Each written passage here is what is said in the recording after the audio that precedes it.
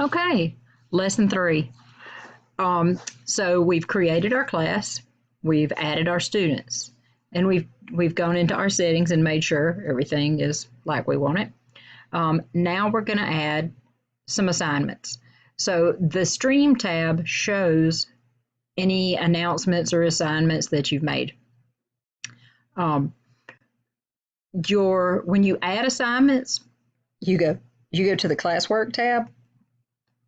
Now I've already created a couple, but I'm going to show you how I did that.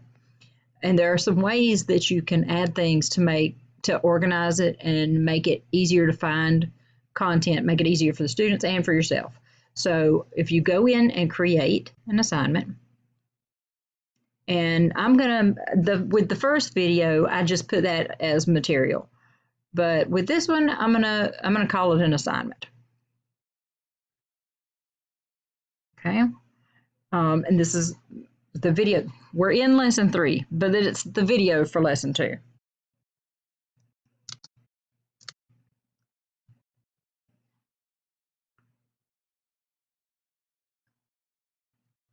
And it was adding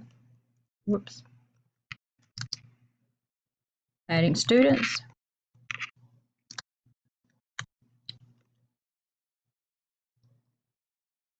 changing settings. And I'm going to say watch the video and make a comment. Keep it nice. This is for a grade. And so if you'll notice, I clicked on the add button, just like you're adding an attachment to an email, and then I clicked from my drive, but that is not what I want to do because I didn't save it in my drive. Add a file, and it's actually from the desktop of my computer, so I have to upload it. And under session 2.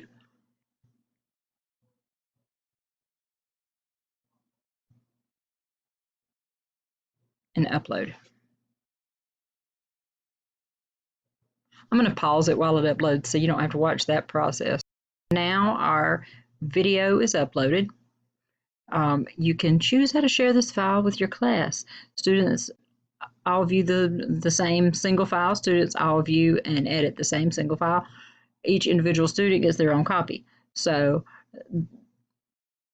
with a video, it's not that important, but with other assignments, that option is very important.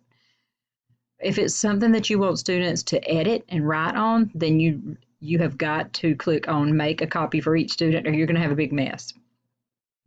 Now I'm just going to put students can view file because they're not going to edit anything. You're not going to edit anything. Okay. So I'm going to give it I'm going to call it a test grade just so we can see how the grading works in the grade book. No due date. Here is one of the organizational tips. Under topic, I've created a topic called creating and setting up your class. I'm going to put this video in that same category. Now, once I get to something under a different category, I'll create a new topic, and what it'll do is it'll create kind of a table of contents for all your lessons. Now, I'm going to assign this. And if you'll notice, once you go back to your class, I always want to hit the back button, but you want to hit the stream button right next. Don't make that mistake. Okay, so click the stream button, go back to my stream. It automatically puts the most recent assignment at the top. Well, I don't necessarily like that. It really depends on what you're doing, because if you're like me and you're setting up a bunch of stuff ahead of time, then you want your first assignment to show up first. You want that to be the first thing the kids see. If you're adding assignments as you progress through the class, then sure, you might want the most recent one on top.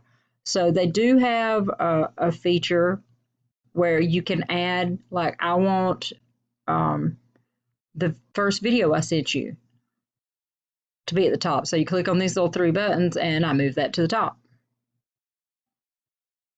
Okay. Now that doesn't really help because these are still out of order. This was the Google form quiz was the second thing I sent. So now I'm gonna move that to the top. And then I'm gonna move this one to the top again. I probably could have saved myself a step, but you can move things to the top until what you want is at the top and they're in the order you want. That part might take a little practice, but so anyway, that is how you set up your classroom and add some content.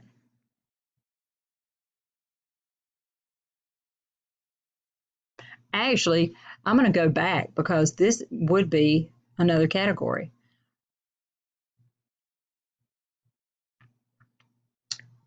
And this could happen, you know, in your classroom. If you decide, like I am, I'm deciding that this actually falls under a new topic.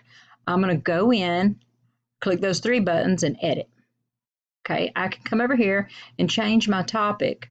I'm going to create a new topic and I'm going to call it adding content to your classroom.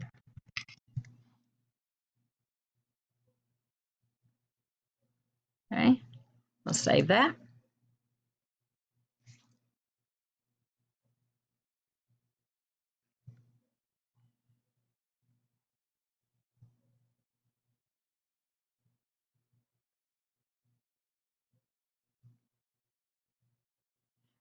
And what I did is I clicked on the upcoming, and these are all the assignments you have. So you can always hit that upcoming button and you can see everything that's coming. Your students can also.